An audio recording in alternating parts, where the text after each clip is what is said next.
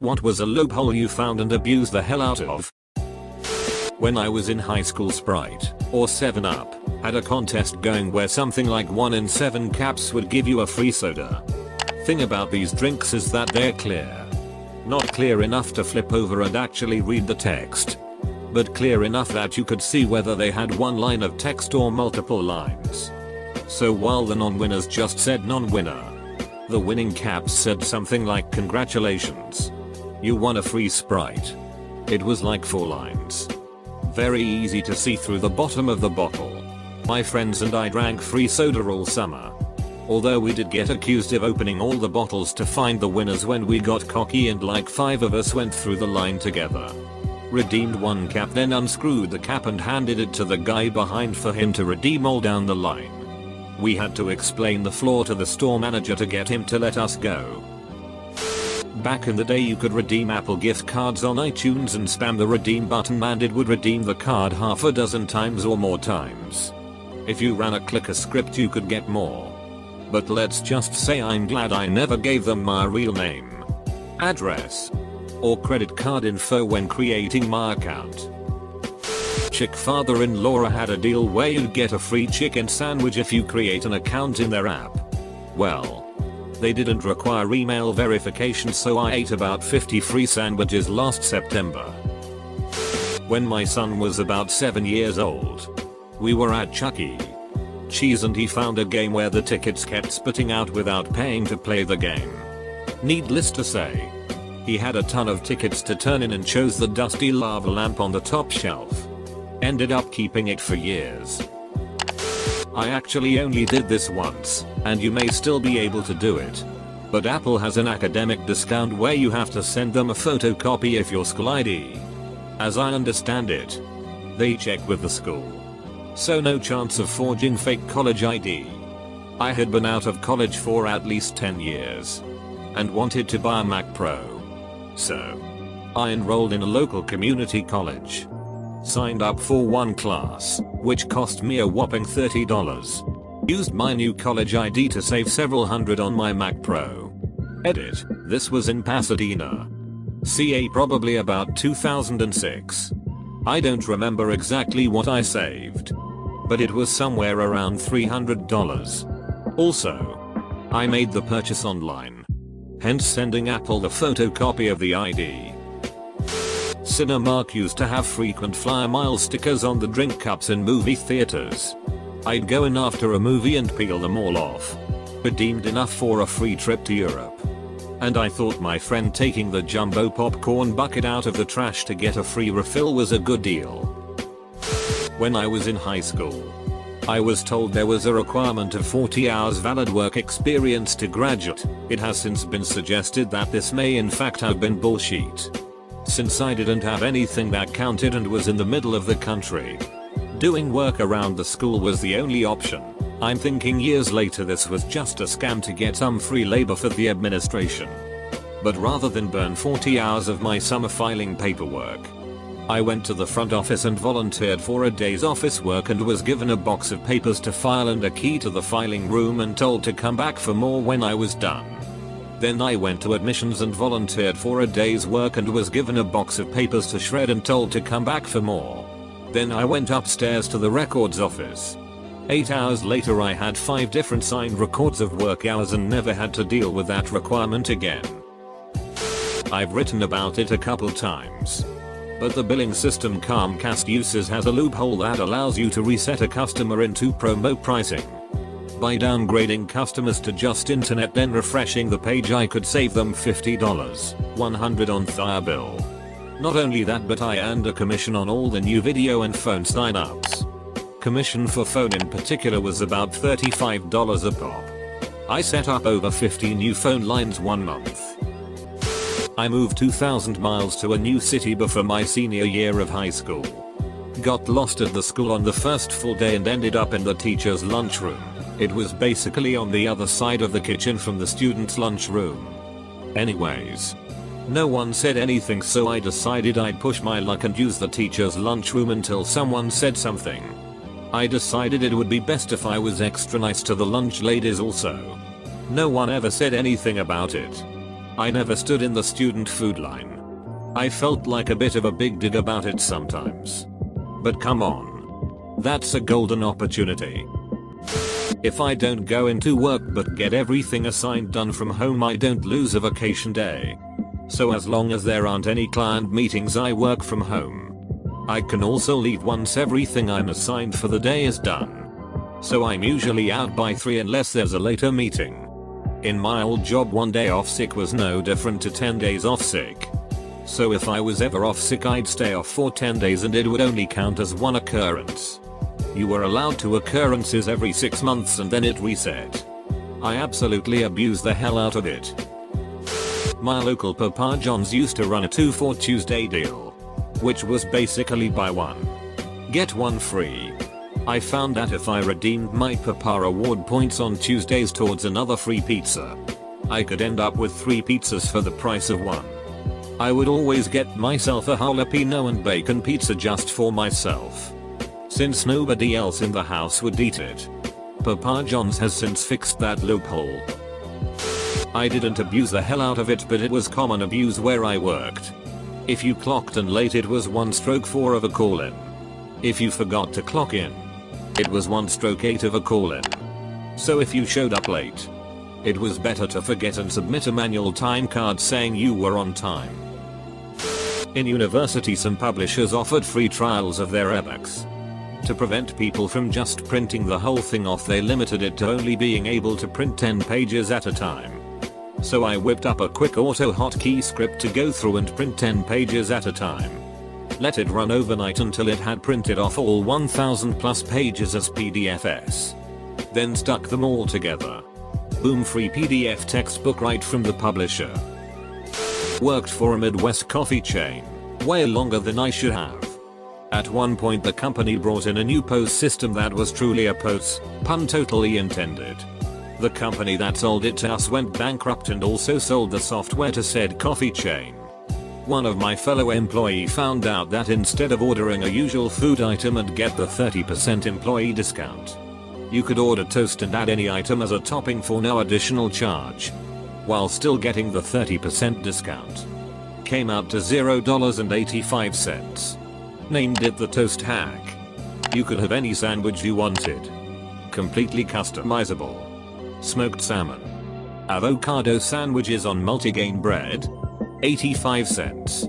BLTs with extra bacon. 85 cents. Lasted almost a year before corporate caught on.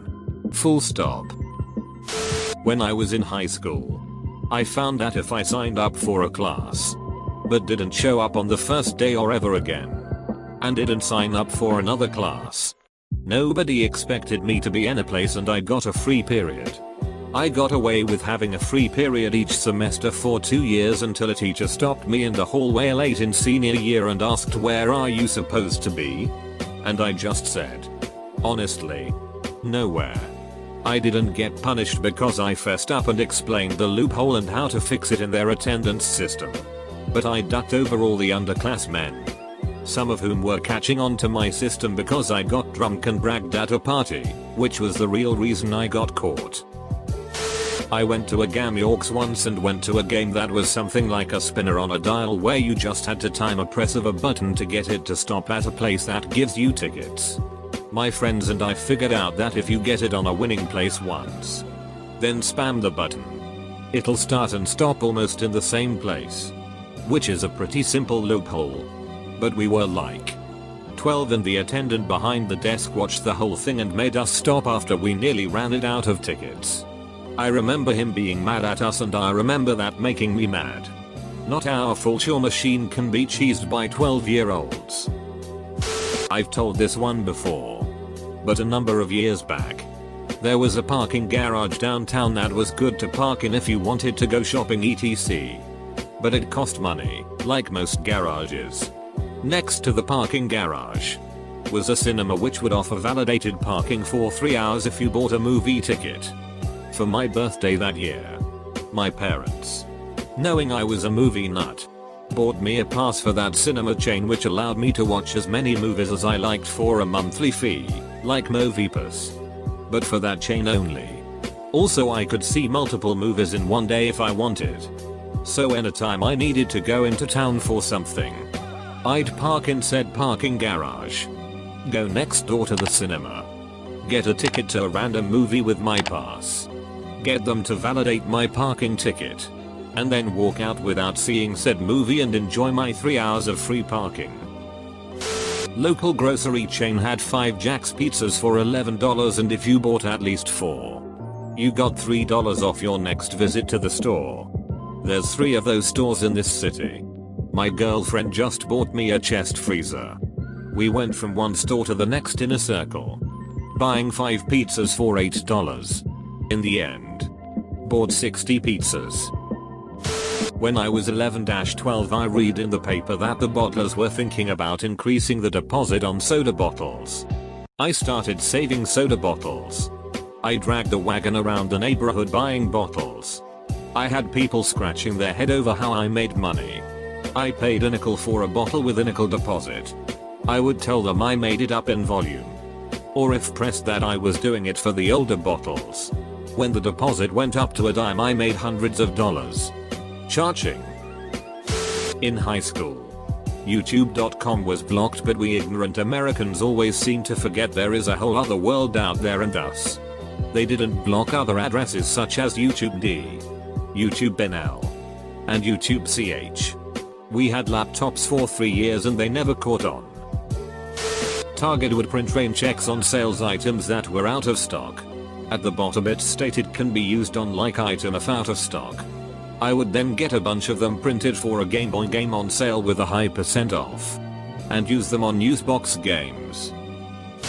The Royal Canadian Mint was selling commemorative coins at face value, with free shipping. I racked up not quite 10,000 air travel points simply by shuttling a large order of coins between my PO box and the bank, using them to pay off the credit card to which I charged their purchase. I found I could turn over a shipment about twice every 3 weeks. Regrettably, the RCM has now put a cap on shipments to a given address.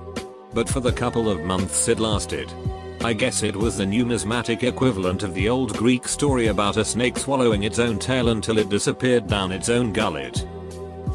Grubhub sends me an email every day for $10, my first order of $15. I order something far away and it gets cancelled because out of range, and they send me a new promo code for $10 off $10, so I just order in town for free when I'm hungry. Edit, I think the Grubhub police are onto me. I got this ad when I checked my replies. 7-11 had a promo when you use the ATM. There was a coupon printed on the back of your receipt for a free hot dog. My roommates and I would go in and do balance inquiries for free hot dogs. I worked at a restaurant that offered a $10 gift card for free if you bought $50 in gift cards. Servers would buy a few of them, then use the gift cards for any table that paid cash and be up $10. Then the dumbest restaurant had a contest with a free meal. It was a fairly pricey seafood place at the end of the week to whoever sold the most gift cards, so it was game on. I used to deliver pizzas, and the big chain I delivered for had posted out buy one get one free vouchers within our delivery area. When we went to flats with communal entrances, these vouchers were left in piles by the front door. We collected these vouchers ourselves. When a customer ordered 2 pizzas but didn't use a voucher, we charged the customer full price. Went back to the base and told the boss that the customer used a voucher. Best tips ever. GameStop lets you return any used games or accessories within 7 days of purchase. I would buy a used game, play it for 7 days, return it on the 7th day while picking up a new used game. This went on for a while. I even knew I was getting a PS4 a few Christmases ago, but I was too excited to wait, so a week before Christmas, I bought a used PS4, 2 controllers and a few games, and then returned it.